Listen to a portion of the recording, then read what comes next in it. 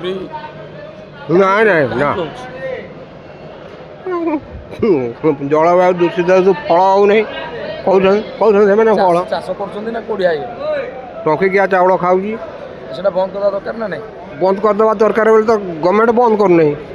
vote ପାଇଁ vote ପାଇଁ କାହିଁକିନା ଏ ଚୌକି ଆମେ ଛାଡ଼ିବୁ ନାହିଁ ଟଙ୍କିକିଆ ଚାଉଳ ଯେତେ ଦିନ ଥବ 60-70 ଆଉ କ'ଣ ଟଙ୍କିକିଆ ଚାଉଳ ଅଛି ମାଗଣା ପରା ହେଇଗଲାଣି ପରା ସେତିକି ବି ଉଠେଇଦେଲେ ତାପରେ ଚାଉଳ ଦେବେ ପଇସା ବି ଦେବେ ତ ବର୍ତ୍ତମାନ ପରିବା ଏତେ ଟଙ୍କା ଦେଇ ଖାଇବ ତ ଆଉ ସମସ୍ତେ କ'ଣ ଚାକିରି କରୁଛନ୍ତି ନାଇଁ ତ ଆମେ କ'ଣ ନାଇଁ ଆମେ କ'ଣ ଚାକିରି କରୁଛୁ ଆମେ ଏକା ଯେଉଁ ଲୋକ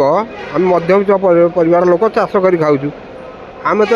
ମୁଁ ତ ଆଜି ଏଇ କଟକ ମାର୍କେଟରୁ କିଣିଲି ସବୁ 60-70 ଟମାଟର 80 ସେଇଠୁ ପୋଟଳ 60 କଲରା 80 ମୁଁ ତ କିଣିଲି ଆଜି ଆଉ କ'ଣ କରିବା 5 ଯାହା ଘରେ ପିଲା ଛୁଆ ମିଶି 5 ଜଣ ବାପା ମା ମିଶିକି ଅଜା ଆଇ ମିଶିକି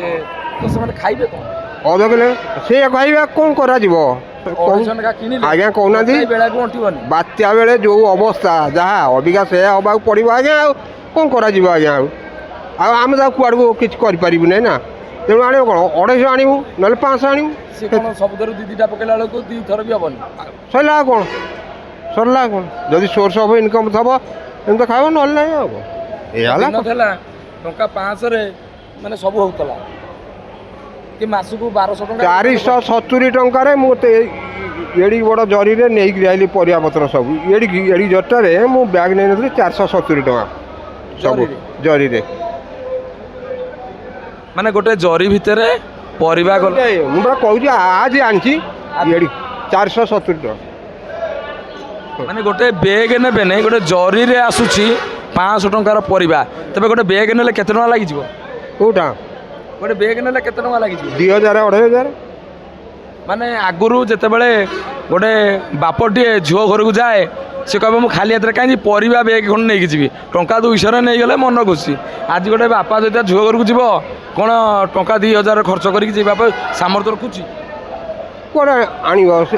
ଯେଉଁ ଲୋକ ମୂଲ ଲାଗୁଛି 2000 ଟଙ୍କା କେଉଁଠି କରିବ ସେ ଗୋଟାଏ ନେଲା ବାଇଗଣ ଯଦି କିଲେ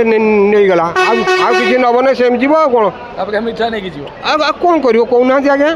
ଆପଣ କହୁନାହାନ୍ତି ମୁଁ କହୁଛି କ'ଣ କରିବ ସେ ଆଉ ତା ପାଖରେ ଥିଲେ ସିନା ସେ କିଣିକି ନେବ ସରକାରଙ୍କର ଭୁଲ ରହୁଛି ନା ଯେ ବେପାରୀମାନେ ଠକୁଛନ୍ତି